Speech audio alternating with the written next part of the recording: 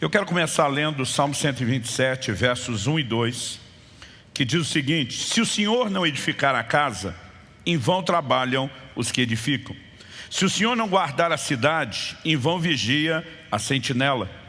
Será inútil levantar de madrugada, dormir tarde, comer o pão que conseguiram com tanto esforço. Aos seus amados, Ele o dá enquanto dorme. Obviamente, aquilo que diz respeito à parte de Deus não anula a nossa. Quando a Bíblia está dizendo, se o Senhor não edificar a casa, em vão trabalham os que edificam, né? Não está dizendo que por Deus edificar, nós não deveríamos ter nenhum papel nisso.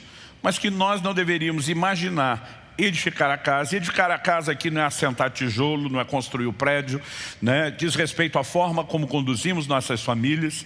Mas se o Senhor não participar, se nós não o trouxermos para dentro da nossa vida familiar, o nosso esforço pode resultar em nada.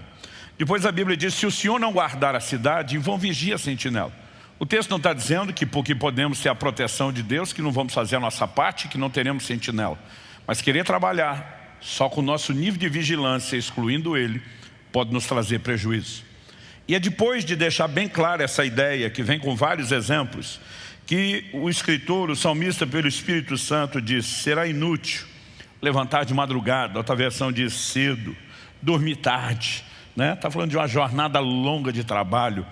E ele diz comer o pão de dores, numa outra versão, o pão que conseguiram com tanto esforço. Porque ele diz aos seus amados, Ele dá enquanto dorme. No entanto, ele está dizendo, não trabalhe sozinho, não me exclua, me deixa participar. E Deus está dizendo, quando eu participar, o que significa não necessariamente você não fazer a sua parte, mas permitir que eu entre. Eu vou fazer coisas enquanto nem você sequer dá conta de fazer, né? E isso é uma verdade muito importante. Então, em essência, o que eu quero dizer é que o meu esforço, por maior que seja, minha dedicação, meu empenho, por maior que seja, será inútil se eu deixar Deus de fora. Então Deus estava dando advertência, quando vocês entrarem na terra prometida, tiverem prosperado, não diga foi o meu braço, não diga eu sou o cara, não diga eu consegui. Deus está dizendo, você vai se lembrar do Senhor seu Deus, Ele te dá o poder de adquirir riquezas. Ou seja, Deus está dizendo, você não vai chegar lá sozinho, e eu não quero que quando chegar, imagine que conseguiu alguma coisa sem mim. Porque alguns são mais ou menos assim, eles não oram para tomar uma decisão, eles não buscam a direção de Deus para os planos, depois que resolveram tudo sai, aí eles começam a dizer, dá um jeito de abençoar aí, tipo, corra atrás de mim e resolva inclusive as bobagens que eu fizer por não ter consultado o Senhor.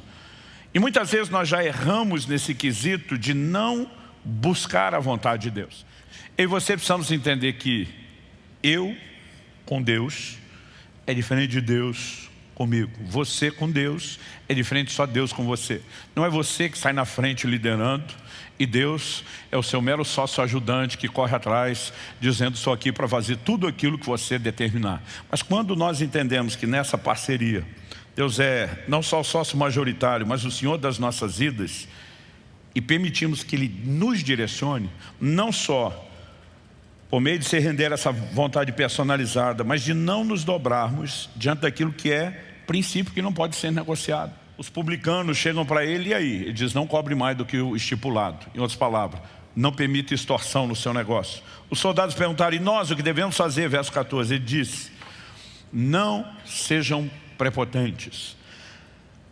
Eu estou lendo a Nova Almeida atualizada. Não façam denúncias falsas e contentem-se com o soldo, com o salário que vocês recebem, né? Nós precisamos entender que há princípios que já foram estabelecidos e não podem ser negociados. Alguns de nós estamos tentando edificar alguns negócios com práticas ilícitas, querendo que Deus abençoe aquilo que Ele mesmo proibiu. Como esperar que a mão de Deus esteja sobre a nossa vida? Em Deuteronômio 28, de 1 a 14, Deus está dizendo, se você atentamente ouvir a minha voz e guardar os meus mandamentos, os meus estatutos que hoje eu te ordeno, eu vou te abençoar. Eu vou te abençoar na cidade, eu vou te abençoar no campo, eu vou abençoar a sua linhagem, eu vou abençoar o seu gado, eu vou abençoar se você andar em obediência. Mas de alguma forma a gente tem relativizado a obediência e muitas vezes estamos dizendo quase para Deus, se o Senhor me abençoar, talvez eu obedeça. Deus está dizendo, não, a regra do jogo é diferente. Se você me obedecer, é que eu te abençoo, e não o contrário. Se quando Jesus diz, dai a César o que é de César, assim como ele disse, dai a Deus o que é de Deus, se não fosse possível praticar isso sem quebrar um negócio, o que Jesus falou não seria verdade, ou no mínimo não seria justo. E se alguma coisa do que ele falou, uma só, qualquer, não pudesse ser levada ao pé da letra, por que é que o resto seria? Se alguma parte do que ele falou não é digna de confiança ou credibilidade, ou vai ser colocada em xeque, ou a gente diz, não, valia para aquela época, mas não para hoje, por que é que o resto vale? Agora, minha pergunta aos muitos empreendedores, que em 3 décadas de pastorado estão entre o grupo, que eu mais ouço dizer que não tem tempo para as coisas de Deus, é por que que eles têm que se adequar ao reino de Deus e você não? Qual é a diferença? Ah, eu não tenho tempo, então vai ter que arrumar um jeito de ter tempo e confiar que esse tempo que a gente cede por propósito nunca é perdido. Ele normalmente catapulta manifestações sobrenaturais, intervenções que vão fazer toda a diferença. Onde ele diz, o amor ao dinheiro é a raiz de todos. Aí, eu falei, isso não é dinheiro, é amor ao dinheiro. Eu falei, qual a diferença? Eu falei, a diferença é gigantesca. Porque alguém pode amar o dinheiro sem ter dinheiro. E o cara nem está falido, quebrado, mais quebrado que arroz terceira, naquele estado de chamar a mulher de meu bem, o banco confisca. Não bastasse isso tudo, ele ainda tem a raiz de todos os males, além de não ter dinheiro. Porque o problema é o amor ao dinheiro, não é o dinheiro. Salmo 62:10 diz, se as vossas riquezas aumentam, não ponhais nelas o coração. Alguém diz com muita propriedade, errado não é o crente ter dinheiro, é o dinheiro ter o crente. Aliás, essa é uma definição antiga de avareza. O avarento não possui as coisas, são as coisas que o possuem. Agora, quando eu e você conseguimos entender, separar, blindar o nosso coração contra a avareza e buscarmos a mesma liderança, o conhecimento da vontade, do propósito de Deus, como na hora de fazer um negócio, sobre a gestão e administração do lucro, isso vai fazer toda a diferença. Nós não podemos imaginar que Deus é o sócio ajudante querendo nos fazer crescer para que a gente consiga tudo aquilo que a gente quer. Deus, na verdade, diz, você é meu sócio ajudante. E eu quero que você cresça trabalhando comigo para que você me ajude a fazer o que eu quero. Dá para entender a perspectiva? Ela é completamente diferente. Então, por que é que Deus quer dar mais? Só para você ativar o modo ostentação? Não.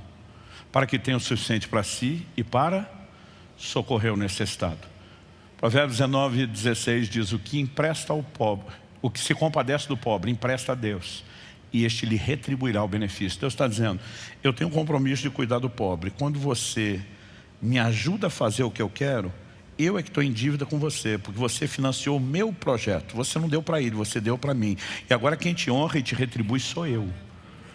Então Deus quer que a gente tenha mais do que o suficiente para financiar os projetos dele, que envolve não só a proclamação do Evangelho, como cuidado com os necessitados.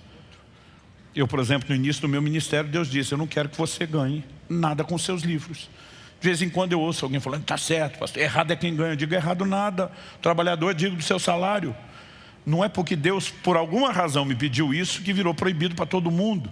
E a gente tem essa mania, né, de estabelecer o tempo todo padrões de comparação. Eu volto lá na questão de entender o propósito de Deus. A medida de contentamento, ela pode mudar de um para o outro, inclusive aquilo que Deus pede de nós. Mas que uma hora aquele teto tem que ser alcançado, tem. O que a gente não pode é viver sem medida de contentamento. Jesus diz, mas para que não os escandalizemos, independente de estar ou não certo. Muitas vezes eu e você ficamos imaginando o que é importante e o que não é para Deus intervir e operar milagre. Quando eu e você deveríamos acreditar que Deus não faz um milagre porque o machado é importante, mas porque nós somos importantes. A necessidade não era do machado, era da pessoa que pegou emprestado, não teria como devolver e não teria como continuar a produtividade. Eu quero falar algo que eu creio que tem um peso profético nessa manhã. Eu creio, e creio de todo o coração, que Deus quer levar alguns de vocês a recuperar uma produtividade que tem sido perdida. Eu sei que muitos de nós estamos em fases, estágios de maturidade diferentes. Nós temos aqui gente nova convertida, nós temos gente que está servindo a Deus há muito tempo. Nós temos gente que já tem um certo entendimento da palavra, outros estão, ainda no início de um processo de aprendizado e discipulado. Gente que já teve muita experiência com Deus, gente que ainda não. O que eu estou falando não é para um grupo ou outro. Talvez a forma como cada um de nós podemos viver isso seja diferente. Até porque os propósitos não são iguais. Mas que nós podemos viver o sobrenatural, nós podemos.